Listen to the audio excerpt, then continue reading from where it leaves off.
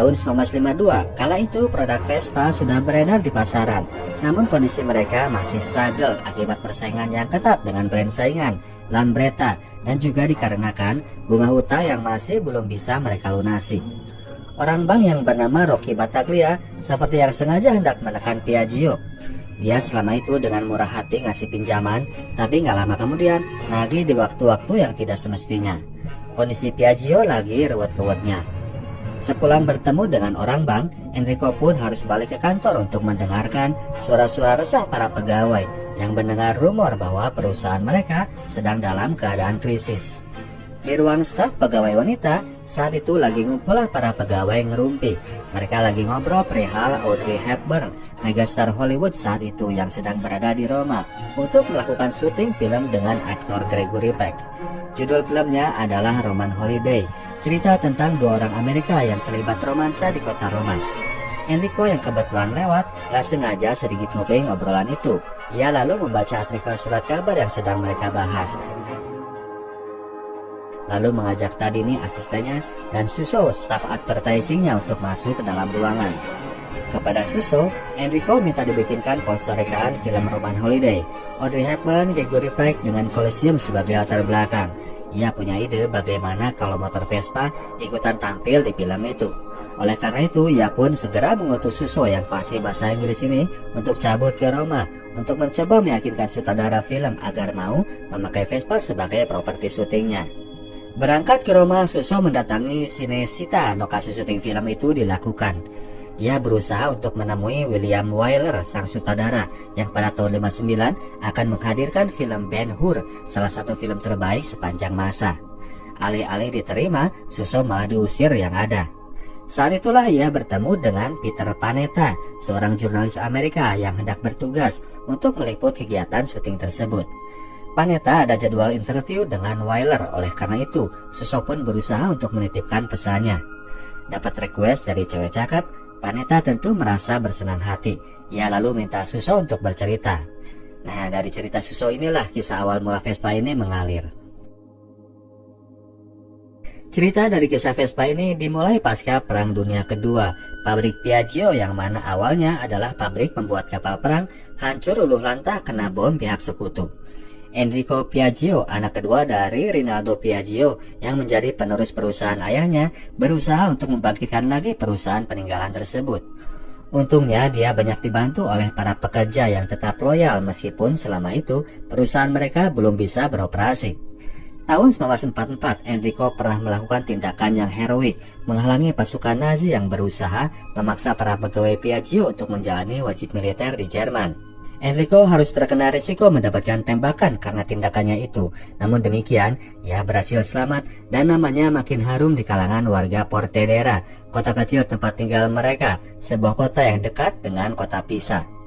Pasca masa perang itu, negara Italia dengan bantuan pihak sekutu membuat komite rekonstruksi untuk memberi bantuan terhadap perusahaan-perusahaan vital yang hancur akibat peperangan. Selain untuk kembali menumbuhkan industri Italia, juga untuk memicu roda perputaran ekonomi di masyarakat. Enrico datang menghadap ke kantor komite. Petugas komite rekonstruksi itu menyatakan bahwa Piaggio sangat layak untuk dibantu, namun orang itu malah mengajak kong kali kong. Dia akan berusaha membantu pencairan dana untuk Piaggio yang jumlahnya sangat besar, namun dengan syarat agar dana itu dibagi-bagi. Perusahaannya mah terserah mau jalan lagi atau enggak. Orang itu akan coba bantu. Enrico yang idealis ini menolak mentah-mentah tawaran tersebut. Keluar dari kantor ketua komite rekonstruksi, Enrico berpapasan dengan seorang ibu dan anak yang juga baru menghadiri pertemuan di sana. Si ibu yang bernama Paola ini adalah janda dari Letkol Becci Lucerna, seorang pahlawan militer Italia yang gugur di pertempuran Perang Dunia Kedua. Enrico mengajak mereka untuk pulang bersama ke Portedera. Di perjalanan, karena ia mendengar anaknya Paola, Antonella suka sama kucing, Enrico kemudian mengajak mereka mampir dulu ke rumahnya untuk lihat anak kucing. Kebetulan di rumahnya, Enrico punya anak kucing yang baru brojol. Habis nengokin anak kucing, dia pun mengantar ibu anak itu ke rumah mereka. Di rumahnya, Enrico melihat Antonella ini selain suka kucing, juga ternyata suka main-mainan skuter atau otopet istilah zaman sekarang. Pulang ke pabrik, Enrico membicarakan hasil pertemuan dengan komite rekonstruksi tadi bersama kakaknya, Armando. Mereka sepakat untuk mengacukan manusia korup itu dan lebih fokus kepada ucapan ayah mereka bahwa seorang entrepreneur sejati tidak pernah berhenti untuk berkreasi. Mereka pun masuk ke dalam gudang inventory dan memeriksa barang-barang yang masih tersedia dan masih bisa dimanfaatkan. Di sana ternyata masih terdapat garpu untuk pesawat kecil, roda pendaratan, dan mesin starter pesawat kecil juga. Ketika ditanya perihal alih fungsi alat-alat tersebut, sang mekanik bilang paling juga bisa dibikin buat motor kecil yang biasa dipakai oleh pasukan sekutu. Fungsional tapi bentukannya buruk rupa. Yang dimaksud adalah motor Kusman, motor kargo yang saat itu banyak berkeliaran di bawah pasukan sekutu di Italia.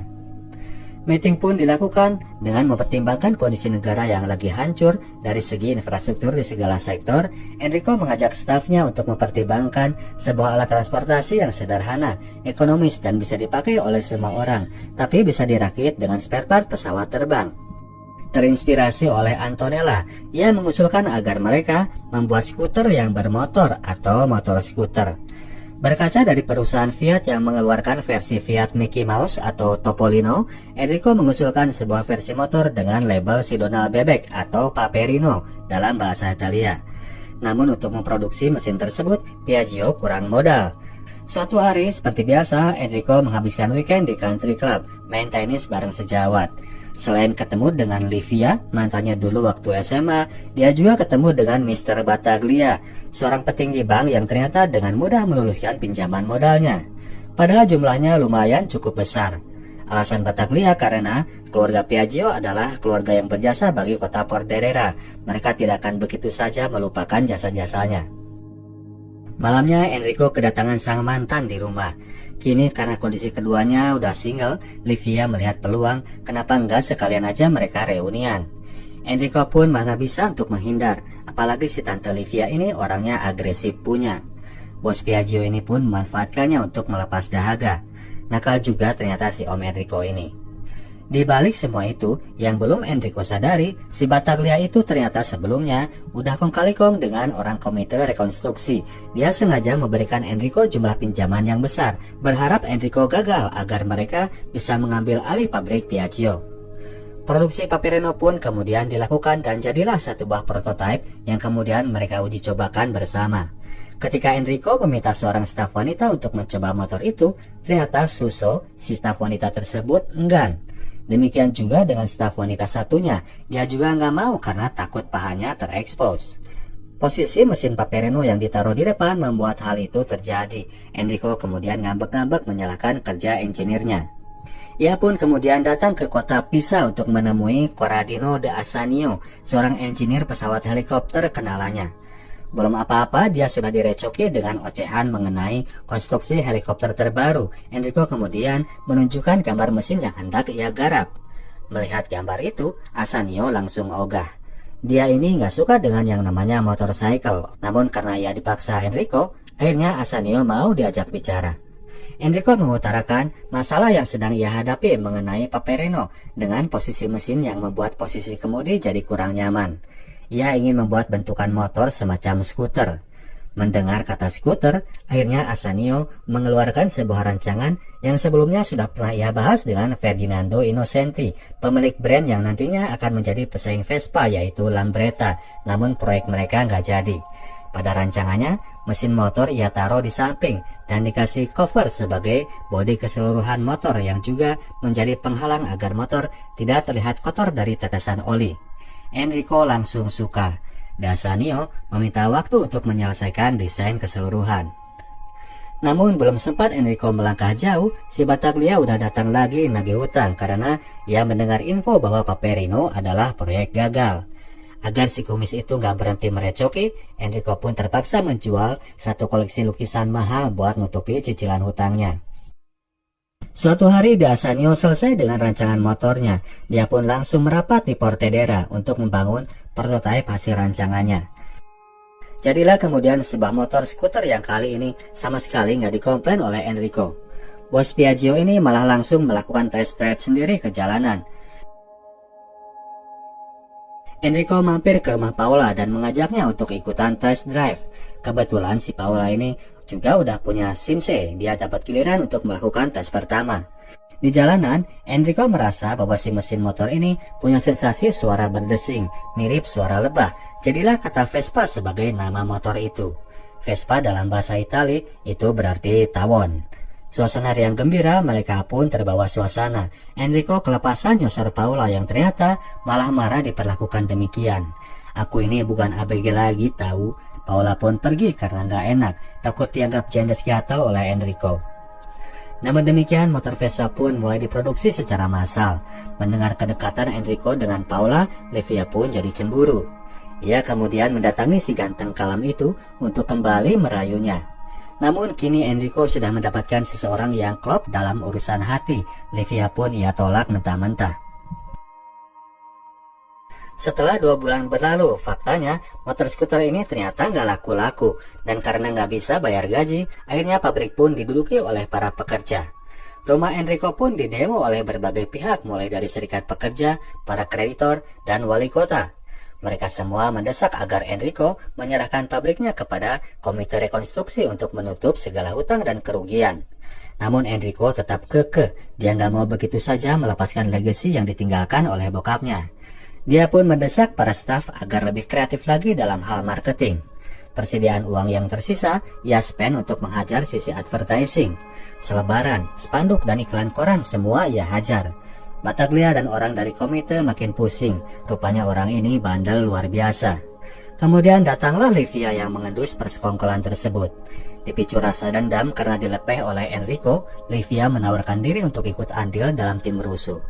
Berminggu-minggu para pekerja menduduki pabrik Piaggio. Suatu hari, listrik dan jaringan telepon di lokasi tersebut mulai dimatikan. Battaglia lewat pengaruhnya yang melakukan hal tersebut. Dengan gimmick sok pengertian, dia memberi opsi agar Enrico menyerahkan brand miliknya daripada mereka harus ribet ngurus di pengadilan.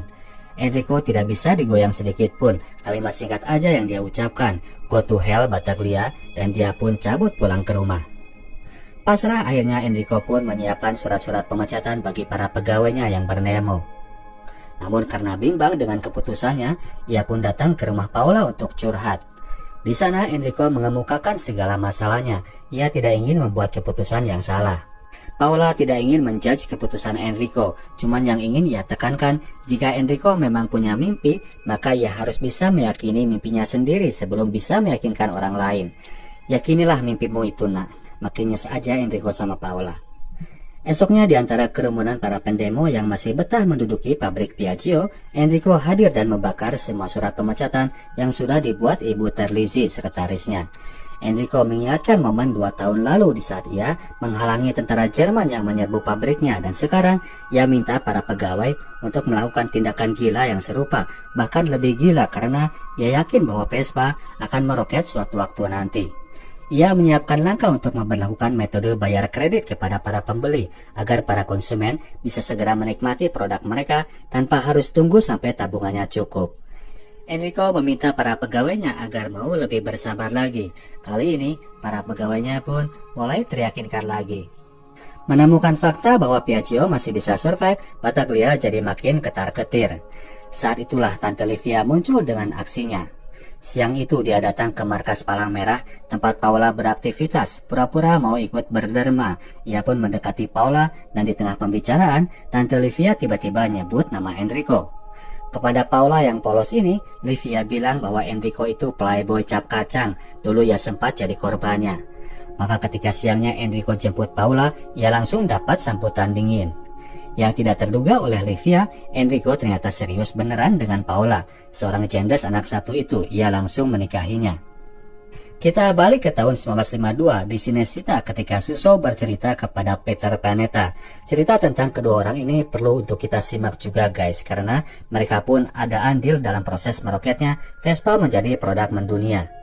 Peter Panetta sangat tergugah mendengar sejarah Vespa. Ia pun jadi bersemangat untuk mengantar Suso sekalian ketemu sang sutradara. Mereka sedang berjalan menuju TKP ketika kemudian di tengah jalan Panetta ketemu dengan seorang prajurit sekutu. Si prajurit itu datang untuk menjadi konsultan mengenai medan perang dunia kedua bagi produksi film tersebut. Mereka pun berbincang. Disinilah baru terungkap bahwa Peter Panetta sebelumnya adalah pilot bomber pasukan sekutu yang ikut membombardir Italia. Suso yang orang tuanya meninggal karena insiden tersebut langsung jadi ilfil. Ia pun langsung cabut meninggalkan tugasnya. Pulang ke kantor di Portedera, Suso minta maaf kepada Enrico tentang kegagalan dirinya bertemu dengan William Wyler. Enrico memaklumi. Tidak lama kemudian, Peter Panetta yang masih penasaran sama cerita Vespa, dia datang berkunjung ke pabrik Piaggio untuk menemui Enrico. Dia sangat berminat untuk meliput cerita pabrik yang bangkit sehabis tragedi perang itu untuk dimuat di majalah Life. Mereka pun berbincang. Enrico kemudian kembali menugaskan Suso untuk lanjut cerita kepada Panetta. Kedua anak muda ini pun bisa ngobrol lagi. Suso cerita soal inovasi motor kargo milik Vespa, namun dia nggak sanggup bercerita lebih jauh. Ia kembali minta pamit dari tugas untuk menghindari Panetta. Resah karena dijauhi cewek cakep itu, Panetta pun curhat kepada Enrico. Sebagai pria flamboyan, Enrico pun datang dengan solusi. Mau bujuk cewek biar mau memaafkan, ajak doi jalan pakai Vespa. Sementara bos Piaggio menyiapkan 1 unit Vespa, Panetta pun mengejar Suso untuk membujuknya agar mau diajak jalan. 1 unit Vespa telah siap, si wartawan pun mulai membonceng Suso. Namun karena dia masih belum paham cara mengendarainya, akhirnya adegan itu malah jadi lucu. Enrico memperhatikan momen itu dari dalam kantornya. Lewatlah sebuah ide dalam pikirannya. Ia pun kembali mengajak Suso dan Peter untuk masuk. Sebuah gagasan edan. Enrico ingin mengatur agar 2 aktor Hollywood itu, Audrey Hepburn dan Gregory Peck, sekalian tampil dalam satu adegan dengan mengendarai Vespa. Ide yang kemudian bocor ke tangan Battaglia. Entah dari mana dia mendapatkan bocoran info tersebut. Esok harinya dia sekalian meminta bertemu dengan Peter Panetta. Mengenai artikel Vespa, Battaglia meminta agar Peter menunda pemuatan artikel tersebut setelah syuting Roman Holiday kelar. Dia nggak mau nama Vespa jadi meroket apabila produk tersebut mendapatkan booster exposure, karena hal itu akan merugikan dirinya yang masih berkepentingan untuk mengambil alih brand Piaggio. Peter Panetta disodori cek dengan jumlah yang luar biasa besar. Namun alih-alih menerima, Peter yang sama idealisnya dengan Enrico malah merobek-robek cek tersebut di depan bos Piaggio itu. Battaglia nggak tahu bahwa Peter Panetta udah kadung kecantol sama seorang staf Piaggio. Merasa heran dengan informasi-informasi dalam yang selalu bocor ke tangan Battaglia, mereka pun kemudian mencoba melakukan investigasi dan melakukan jebakan. Setelah dilakukan jebakan, fix bahwa si Battaglia punya orang dalam di Piaggio. Enrico pun melakukan tindakan, meskipun awalnya ia sempat salah nuduh orang. Hasutan kemudian makin diperparah. Suatu hari, barang milik Suso ditaruh di dalam mobil Enrico yang kemudian ditemukan oleh Paula. Si Mahmud ini pun kontan jadi curiga. Ternyata beneran suaminya itu adalah playboy cap kacang. Paula pun jadi patah arang. Dia langsung minta dipulangkan ke rumah ibuku atau ayahku. Namun pada akhirnya, bibit semua kekacauan itu berhasil ditemukan. Gasanio yang tiba-tiba datang ke kantor Piaggio, dia memergoki seseorang sedang bicara di telepon melaporkan situasi keluarga Enrico. Orang itu ternyata Ibu Terlizzi, sekretaris pegawai senior yang selama itu menjadi informan bagi pihak bank. Urusan internal bisa diselesaikan. Enrico kemudian memanggil lagi Pak Massimo yang telah jadi korban salah tuduh untuk balik ngantor. Saat itulah artikel mengenai Vespa dimuat di majalah Life. Vespa dicitrakan sebagai kendaraan ideal kebanyakan keluarga Italia. Momen yang tepat bagi mereka untuk masuk lagi ke lokasi syuting Roman Holiday agar sang sutradara mau untuk memakai Vespa dalam adegan filmnya. Dengan ditemani oleh Peter Panetta dan Suso, mereka pun datang ke Cinecittà. Saat itu telah dipersiapkan kereta kuda yang akan dipergunakan dalam adegan film tersebut. Meskipun Wyler mengaku suka dengan produk Vespa, dari hasil membaca artikelnya Panetta, ia masih tetap harus diyakinkan lagi. Mereka pun masuk ke dalam lokasi syuting. Saat itu, William Wyler sedang melakukan pengecekan terhadap departemen kostum. Enrico segera menyuruh Panetta dan Suso untuk mencari 1 unit Vespa dan agar bersiap di depan gedung. Sementara itu, Enrico yang gak ada schedule ketemu sutradara, dia cuek nerabas masuk dan dengan lantang dia bicara bahwa masalah dalam persiapan filmnya bukan pada kostum, tapi pada properti moda transportasi. Bos Vespa itu pun mengajak Wyler untuk ke depan gedung dan memberi kode kepada Panetta agar dia mulai mengendarai Vespanya. Lewatlah mereka ke depan pas sutradara memberi gambaran romantisme jalanan ala Italia, bukan dengan naik delman, tapi dengan naik Vespa. Syuting Roman Holiday kelar, majanglah si tawon itu di poster-poster film dan tentunya dalam adegan filmnya sendiri dengan dikendarai oleh dua aktor utamanya seperti yang Enrico impikan. Sebuah promo gratisan yang sangat efektif dan maut karena dalam masa rilis film tersebut, motor Vespa meraih penjualan 100.000 unit secara singkat, menjadi trigger untuk mulai munculnya komunitas-komunitas pecinta Vespa di seluruh Eropa untuk kemudian menjadi brand yang mendunia hingga saat ini.